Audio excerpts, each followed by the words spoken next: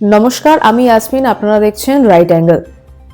শুক্রবার স্থানীয় সময়ে গভীর রাতে ভেনেজুয়েলার একাধিক বিমান হামলা চালায় যুক্তরাষ্ট্র।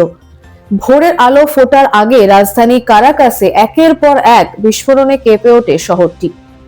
এর কিছুক্ষণ পরই যুক্তরাষ্ট্রের প্রেসিডেন্ট ডোনাল্ড ট্রাম্প ঘোষণা দেন, মার্কিন বাহিনী ভেনেজুয়েলার প্রেসিডেন্ট নিকোলা মাদুরো এবং তার স্ত্রী সিলিয়া ফ্লোরেসকে আটক করেছে এবং তাদের দেশটি বাইরে নিয়ে যাওয়া হয়েছে। একজন ক্ষমতাসীন প্রেসিডেন্টকে এভাবে আটক করার ঘটনা নজিরবিহীন।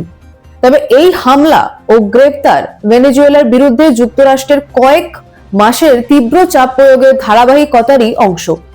গত সেপ্টেম্বর থেকে ভেনেজুয়েলার উপকূলে বড় আকারের নৌবহর মোতায়েন করে যুক্তরাষ্ট্র।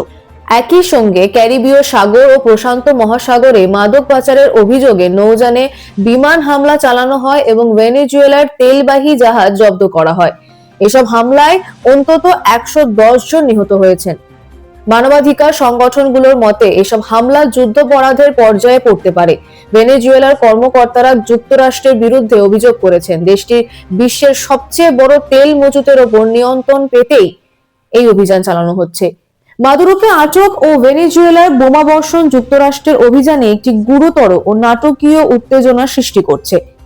ভেনেজুয়েলার ক্ষমতাসীন শাসন ব্যবস্থার ভবিষ্যৎ এখন অনিশ্চিত। দ্বিতীয় মেয়াদে ক্ষমতায় আসার পর থেকে ট্রাম্প ভেনেজুয়েলার প্রেসিডেন্ট মাদুরোকে লক্ষ্য করে সর্বোচ্চ চাপ নীতিতে এগোন।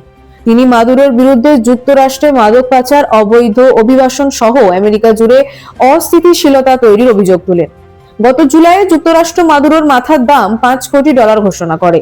তাকে বিশ্বের অন্যতম বড় মাদক পাচারকারী হিসেবে অভিযুক্ত করা হয়। ট্রাম্প প্রশাসন ভেনেজুয়েলার অপরাধী চক্র ট্রেন দে আরাগুয়া সহ কয়েকটি গোষ্ঠীকে সন্ত্রাসী সংগঠন হিসেবে ঘোষণা করে। এরপর ক্যারিবীয় সাগরে কথিত মাদক পাচারকারীদের বিরুদ্ধে বিমান হামলা শুরু হয়। একই সঙ্গে ভেনেজুয়েলার তেল ট্যাঙ্কার জব্দ এবং দেশটির চারপাশে সামরিক উপস্থিতি জোরদার করা হয়।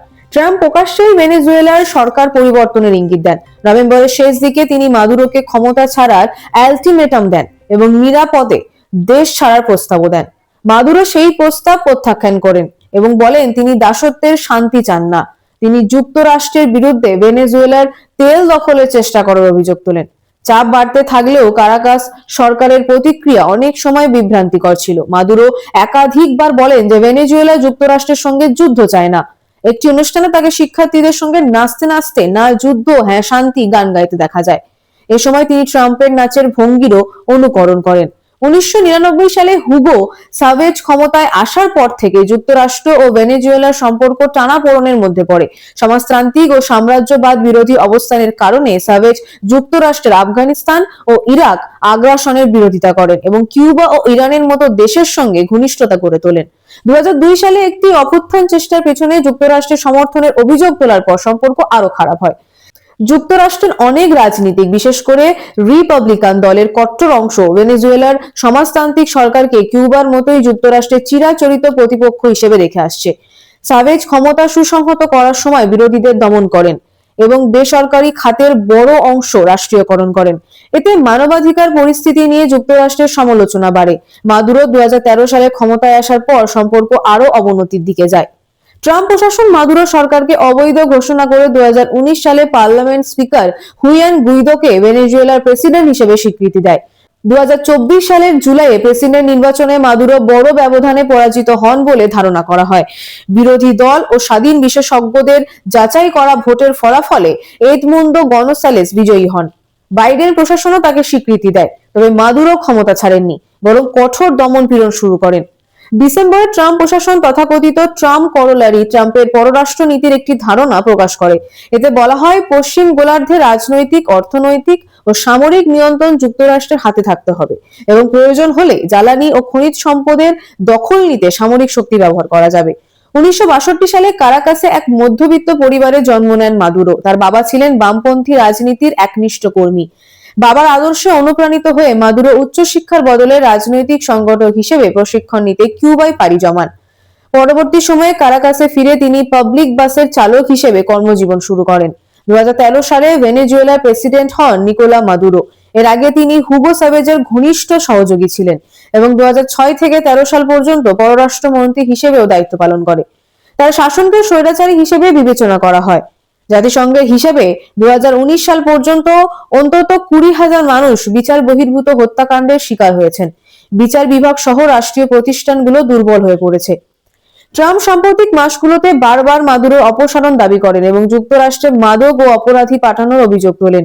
তবে ট্রাম্পের এমন অভিযোগের পেছনে কোনো প্রমাণ ছিল না। দীর্ঘদিনের উত্তেজনার পরও ক্ষমতাসীন প্রেসিডেন্টকে এভাবে হঠাৎ আটক করা ভেনেজুয়েলা কর্তৃপক্ষকে বিস্মিত করেছে। এখন কি হতে পারে? ভেনেজুয়েলার ভবিষ্যৎ অনিশ্চিত। দেশটির প্রতিরক্ষা মন্ত্রী লড়াই চালিয়ে যাওয়ার ঘোষণা দিয়েছেন এবং যুক্তরাষ্ট্রের আগ্রাসনের বিরুদ্ধে ঐক্যবদ্ধ হওয়ার আহ্বান জানিয়েছেন। তিনি একে স্বাধীনতার লড়াই বলে আখ্যা দেন। মাদুরো আটক হলেও ভেনেজুয়েলার সামরিক ও রাষ্ট্রীয় কাঠামো এখনো বহাল রয়েছে। তবে এটি পূর্ণাঙ্গ যুদ্ধের সূচনা নাকি এককালীন অভিযান তা স্পষ্ট নয়। এদিকে বিরোধী নেত্রী ও নোবেল শান্তি পুরস্কার প্রাপ্ত মারিয়া করিনা মাচাদো যুক্তরাষ্ট্রকে দেশে গণ অভ্যুত্থানের সহায়তার আহ্বান জানিয়েছেন। লাতিন আমেরিকা বিশেষজ্ঞ ডগলাস ফারা মনে করেন, ভেনেজুয়েলার মার্কিন সামরিক বাহিনীর হামলার পর দীর্ঘস্থায়ী বিশৃঙ্খলা তৈরি হবে, যার কোনো স্পষ্ট সমাধান থাকবে না। তবে মার্কিন পররাষ্ট্রমন্ত্রী মার্কো রুবিও নিশ্চিত করেছেন, মাদুরোকে আটকের পর ভেনেজুয়েলায় আর বড় কোনো সামরিক অভিযানের প্রয়োজনীয়তা দেখছে না ওয়াশিংটন। রিপাবলিকান সিনেটর মাইক লি সামাজিক যোগাযোগ মাধ্যমে এক্সে দেওয়া এক পোস্টে লিখেছেন, পররাষ্ট্রমন্ত্রী রুবিও আমাকে জানিয়েছেন মাদুরো এখন মার্কিন হেফাজতে। যেহেতু তিনি আটক হয়েছেন, তাই রুবিও মনে করছেন ভেনেজুয়েলায় বর্তমানে আর কোনো সামরিক পদক্ষেপের প্রয়োজন নেই। মার্কিন পররাষ্ট্রমন্ত্রী মার্কো রুবিও লাতিন আমেরিকায় বামপন্থী বা কমিউনিস্ট ভাবাদর্শের কট্টর বিরোধী। বিশেষজ্ঞদের মতে রুবিরো পরিকল্পনা হলো ভেনেজুয়েলায় মাদুরোকে সরিয়ে দেওয়া হলে কিউবার কমিউনিস্ট সরকারও অর্থনৈতিকভাবে পঙ্গু হয়ে পড়বে। এতে করে পুরো অঞ্চলে মার্কিন বিরোধী শক্তি দুর্বল হয়ে যাবে এবং ওয়াশিংটনের নিরঙ্কুশ আধিপত্য প্রতিষ্ঠিত হবে। আজকের খবর এই পর্যন্তই। আপনারা দেখছেন রাইট অ্যাঙ্গেল। আমাদের চ্যানেলটি ভালো লাগলে অবশ্যই লাইক করবেন, সাবস্ক্রাইব করবেন। নমস্কার।